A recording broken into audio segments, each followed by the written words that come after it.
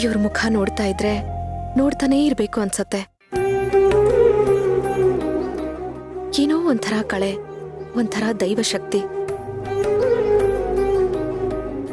ಇವ್ರ ಜೊತೆ ಇದ್ರೆ ಸಾಕ್ಷಾತ್ ಆ ದೇವಿ ಜೊತೆನೇ ಇದೀನೇನೋ ಅನ್ನೋ ಭಾವನೆ ಬರುತ್ತೆ. ಪಾಪ ಓಡಾಡಿ ಓಡಾಡಿ ಆಯಾಸ ಆಯ್ತು ಅನ್ಸತ್ತೆ. ಅದಕ್ಕೆ ಹಾಗೆ ಹೊರಗೆ ಮಲಗ್ಬಿಟ್ಟಿದ್ದಾರೆ.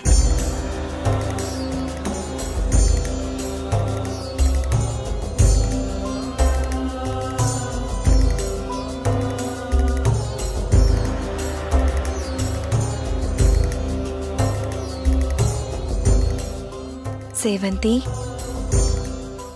ಇದೇನ್ ಮಾಡ್ತಿದ್ಯಾ ನೀನು? ನಿಮ್ ಕಾಲೊತ್ತಿ ಗುರು ಸೇವೆ ಮಾಡ್ತಾ ಇದ್ದೀನಿ.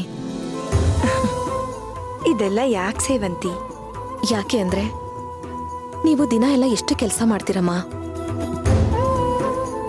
ಆಶ್ರಮದಲ್ಲಿರೋ ಮಕ್ಕಳಿಗೆ ಮಂತ್ರ ಹೇಳ್ಕೊಡ್ತೀರಾ, ದೀಕ್ಷೆ ಕೊಡ್ತೀರಾ, ಬಂದವ್ರ ಕಷ್ಟ ಸಾಧ್ಯ ವಿಚಾರಿಸ್ತೀರಾ,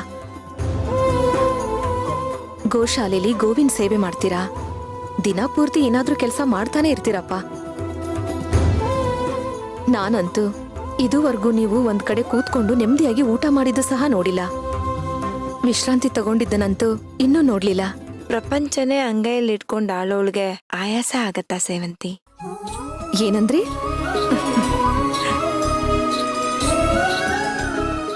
ಏನಿಲ್ಲ. ಅಮ್ಮಮ್ಮ, ಏನ್ ಮಾಡ್ತಾ ಇದ್ದೀರಾ ನೀವು? ಇದ್ಯಾಕೆ ಇಷ್ಟು ಸಂಕೋಚ ಪಡ್ಕೋತಿದ್ಯಾ ಸೇವಂತಿ? ಹೋಗಿ ಹೋಗಿ ನೀವು ನನ್ ಕಾಲ್ ಮುಟ್ಟೋದಾ? ಮುಟ್ಟಿದ್ರೆ ಏನ್ ತಪ್ಪು? ನೀನು ನನ್ ಕಾಲ್ ಮುಟ್ಬೋದು, ನಾನು ನಿನ್ ಕಾಲ್ ಮುಟ್ಬಾರ್ದಾ? ಅಮ್ಮ, ನಾನು ನೀವು ಒಂದೇನಾ? ಹೌದು, ಒಂದೇ. ನಿನ್ನೊಳಗೆ ನಾನಿದ್ದೀನಿ, ನನ್ನೊಳಗೆ ನೀನಿದ್ಯಾ.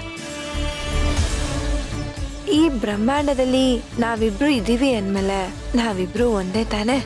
ಅಮ್ಮ, ಅದು ಬೇರೆ ಇದು ಬೇರೆ. ನೀವು ಮಹಾನ್ ಸಾಧಕರು, ನನ್ನ ಗುರುಗಳು. ನಾನು ನಿಮ್ ಕಾಲು ಒತ್ತಿದ್ರೆ ಅದು ಗುರು ಸೇವೆ ಅನ್ಸ್ಕೊಳತ್ತೆ.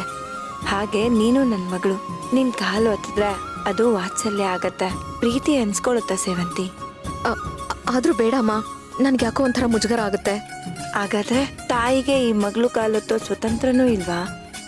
ಆದ್ರೂ ಅಮ್ಮ, ನೀವು ದೊಡ್ಡವರು. ನನ್ ಮಾತ್ ಕೇಳು ಸುಮ್ನೆ ನೀನು. ಕೊಡಿಲಿ. ಅಮ್ಮ